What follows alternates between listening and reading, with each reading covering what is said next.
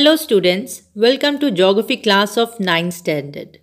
This is the first video of very interesting topic humidity, that is lesson number 15, which is given on page number 115 of your geography book.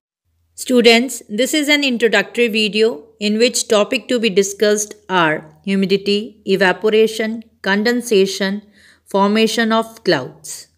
Let's start the topic. Our earth has an abundance of water in the form of hydrosphere. The sun's rays cause oceans, lakes, rivers, etc. to get heated. Water changes into water vapor by evaporation and is added into the atmosphere. This invisible water vapor is an important component of the air.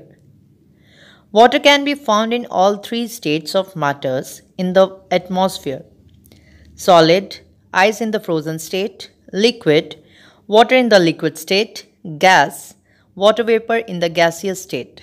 Next is the title of our chapter, that is humidity. What is humidity? The amount of water vapor present in a given volume of air at a given time is referred to as humidity. In other words, the degree to which dampness is present in the air is known as humidity. There are two types of humidity: absolute humidity and relative humidity. What is absolute humidity? The actual amount of water vapor present in 1 unit volume of air is known as absolute humidity. It is expressed in gram per cubic meter of air. Change in temperature actually changes the capacity of air to hold moisture. The ability of air to hold moisture, however, entirely depends on its temperature. Warm or hot air can hold more moisture than cold air. The amount of moisture present in the air varies from place to place and from time to time. Next is relative humidity.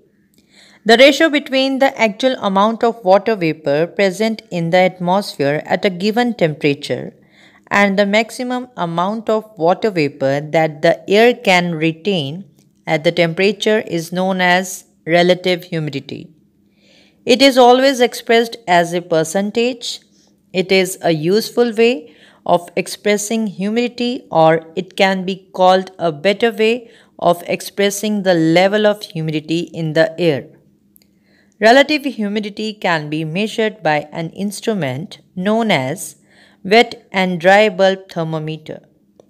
Relative humidity formula is the actual amount of water vapor present in air upon the maximum amount of water vapor the air can hold at the temperature multiplied by 100. The high and low relative humidity indicates the possibility of wet and dry conditions respectively. Relative humidity is directly related to human health. That is why the equatorial regions with high temperature and high relative humidity and the tropical hot deserts with very low relative humidity are unfavorable for human health. Next point is evaporation. The process by which water is converted into water vapor is known as evaporation. In this process, the heat energy is absorbed. Evaporation takes place throughout 24 hours at all temperatures. By this process only, water is added into the atmosphere. Rate of evaporation increase if the air is hot and dry, because warm air has greater capacity to hold water vapor. If the air temperature decreases, the capacity of the air to hold moisture also decreases. Rate of evaporation is greater in low latitudes due to higher temperature. Evaporation is low in equatorial region due to cloud cover and rainfall. Evaporation is maximum in the tropical deserts where clear skies and high temperature encourage evaporation. Strong winds increase the rate of evaporation. Evaporation is more in hot dry seasons than in wet or cold season. There is more evaporation from the ocean than from the land. A special case of evaporation is transpiration, which entails loss of water from the leaves and stems of the plants. Next point is condensation. It is a process by which water vapor gets converted into droplets of water or ice. When water vapor is added to saturated air, as the saturated air holds maximum quantity of water vapor, it cannot hold any more moisture beyond its limit. So the excess water vapor gets condensed. Condensation begins only when the air is fully saturated. The favorable conditions for condensation are when warm air rises upward and expands, it loses its heat and cools down, condensation begins. When warm, moist air comes in contact with the cold surface. When air is cooled below the dew point. When the warm, moist air mixes with the air blowing from the cold regions. The presence of tiny solid particles in the atmosphere like dust, smoke, pollen grains, etc. work as a condensation nuclei or hygroscopic nuclei as water vapor condenses around them. Students, what is dew point? This is the level at which the air is not in a position to take up any more moisture. Once the condensation of water vapor in the atmosphere has taken place, the moisture present in the atmosphere may take the forms such as dew, frost, fog, mist, clouds, etc. This will be according to the conditions prevalent in the atmosphere. Let's understand the forms of condensation. Number one is dew. When the lowest layer of air which is in contact with the surface of the earth gets cooled down by terrestrial radiation at winter nights, the air gets saturated. Hence, condensation begins as droplets of water. Condensation in the form of droplets of water known as dew is formed on some solid objects near the ground like leaves, flowers, grass blades, rocks, metallic surface, etc., which radiate heat rapidly and become comparatively cool. Dew occurs only when the condensation takes place at temperature above 0 degrees Celsius. Second is frost. Due to excessive fall in temperature, sometimes the solid objects become so cold that the dew point reaches below the freezing point.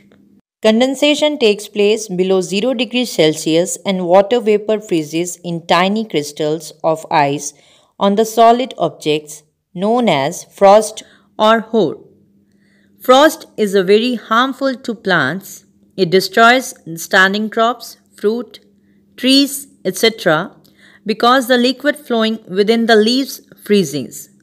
Number of frost-free days are together known as growing period, useful for cultivation. Next is fog and mist. When the lower layers of atmosphere near the ground cools rapidly during long winter nights, the air above the ground cools by rapid terrestrial radiation and the temperature drops down below the dew point. Water vapor in atmosphere condenses around dust particles, smoke, etc., forming thin cloud with very small water droplets which remain suspended in air near the surface of the earth. Such condensation reduces visibility. Visibility is less than 1 kilometer. When fog is less dense, it is called mist. The visibility in case of mist extends up to 2 km. Dense fog is dangerous to aviation, navigation, and hinders travel by land, sea, and air. When fog is mixed with polluted air like smoke, etc., it becomes dark and dense. In such cases, it is known as smoke, which causes serious health hazards. Next is clouds. Cloud is the most common form of condensation. When the hot, moist air rises and reaches the higher altitudes far above the ground, it spreads and loses its heat. Thus, it cools down. The water vapor present in the air condenses around tiny impurities like dust or smoke called condensation nuclei, without which the cloud cannot form. Some water droplets or ice crystals form floating mass called cloud. So, cloud are the collection of countless droplets of water or ice crystals remain suspended in the atmosphere. When droplets and crystals scatter sunlight, they look white in color, but sometimes when they block the sun rays, they appear dark or gray. Clouds move about in response to winds and air currents. They can exist at various heights between 13,000 to 14,000 meter above mean sea level. Types of clouds. Clouds are classified on the basis of shape and their height. Number 1 is stratus clouds. They are developed horizontally. They are stratified or layered. They appear as thin sheet or layers of large extent with nearly uniform base. They are like dense fog several hundred meters above the ground. They are associated with fair weather. Next is cumulus clouds. They are developed vertically, cauliflower shaped, formed by strong ascending currents of air. They are fluffy heaps with a flat base. They are popularly called woolpack. They are rain-bearing clouds. Cirrus clouds. They are wispy, having feathery, fibrous appearances. They consist of ice particles and often resembles feathery plumes, horsetail, or lines across the sky. They are formed at very high altitudes above 6,000 meters. Combination of cirrus and stratus clouds is called cirrostratus. Next is nimbus clouds. They refer to rain-bearing clouds. They are formed usually at low heights. They are large, grey and rainy clouds. They are combined with other names of clouds like nimbostratus, cumulonimbus, etc. They cause heavy rainfall and snowfall. Now, on the basis of heights, there are three types of clouds. Number 1 is low clouds. They have their bases at the height less than 2 km above the sea level. For example, stratus, nimbostratus, and stratocumulus. Middle clouds, they lie usually between 2 to 6 km above the sea level. For example, altocumulus and altostratus. Next is high clouds. They lie at the height of more than 6 km above the surface of the earth. For example, cirrus, cirrocumulus, cirrostratus. So students, this brings to the end of today's video. Now revise related back exercise. We will meet very soon. Till then, have a nice day.